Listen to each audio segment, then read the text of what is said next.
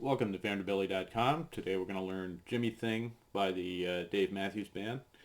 It's from the Under the Table and Dreaming album, and it's a pretty cool song to play. I mean, it's really a lot of fun. There's one part at the end that will probably seem difficult when I play it through its speed, but if you break it down, it actually you can get it together pretty fast. So let's have a look.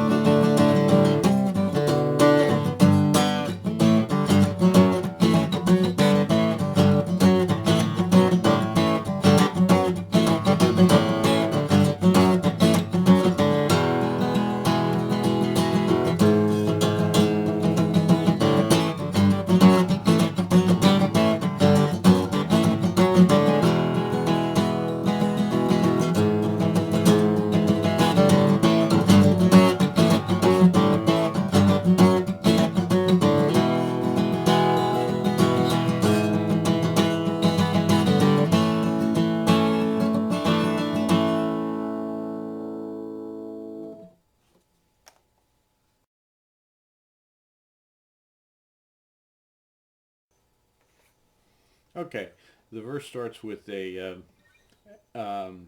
hammer on the seventh to ninth fret on the sixth string, and then play the fifth string, seventh fret, and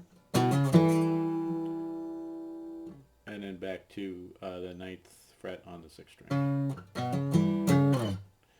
And next you play the open sixth string, and you hammer on the fifth string, ninth fret to the 11th fret, and you bar across the ninth fret.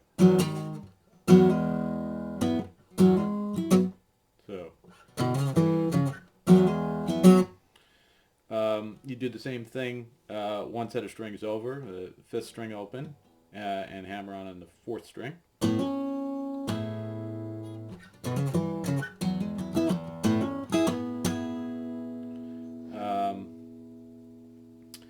And then down to an open A. Then you put your first finger on the third string, sixth fret, and your middle finger on the fourth string, seventh fret, and you hammer onto the third string, seventh fret, as you strum all the strings except for the sixth. It's basically like an A suspend 4, but you play it here instead of here because it puts your hand back up the neck, for one thing, and gives it a slightly different sound, and then you're ready to go into this again. So all the way through it.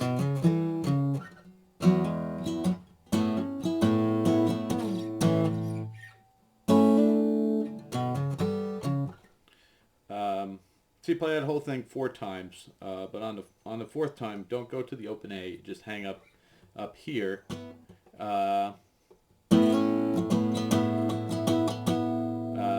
you move to something that sort of bridges you between the verse and the chorus. It's simply a D, open D, and a bar F. You got to bar that all the way. If you play just an open F, it's a little too weak. So it's. You do that 4 times, but on the last one you don't play the F. You go instead to this thing, which is the first finger on the sixth string, 8th fret, the ring finger on the fourth string, 10th fret, and the middle finger on the third string, 9th fret. and you're just muting this fifth string. So that just sounds like you slide it down so that the first finger is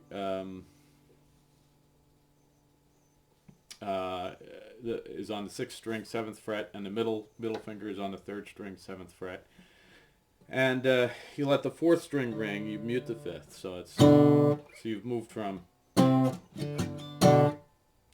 then you do the same form, the same chord form that you started with, down on the 3rd fret. So it's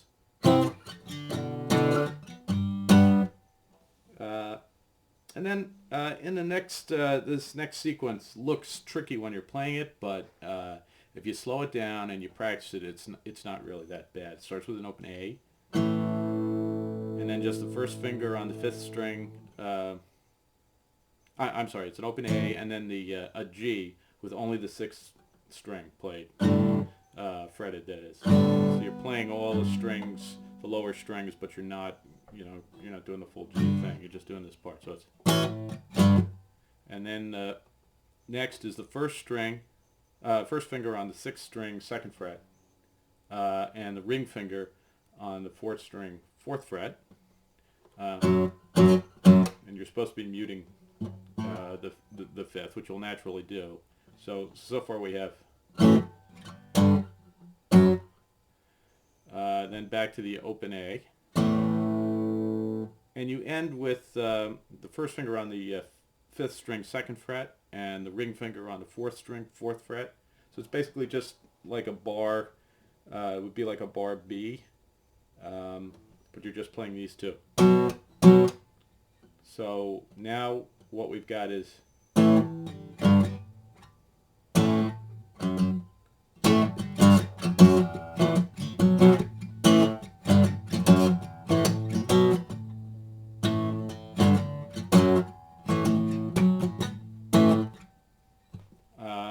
and over time, you'll start that really slowly.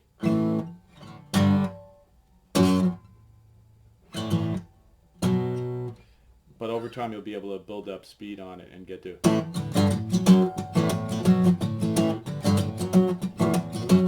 And then the rest of the chorus is just an E. Then you have to do the big pinky stretch up to the 6th string, 4th fret. And to do this, you just make sure that you bring your wrist down and your shoulder kind of nearer to the neck to get a little extra stretch. Because if you're here, it's going to be tough. But as you move, you get the right position, and it'll be easier. So you alternate that with this figure that you just learned.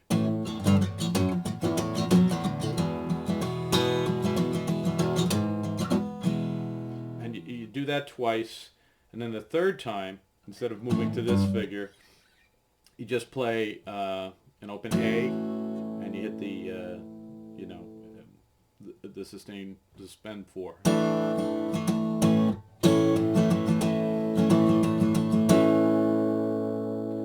That's pretty much it. It takes a little bit of practice, but it's really a fun piece to play, and I hope you enjoy it.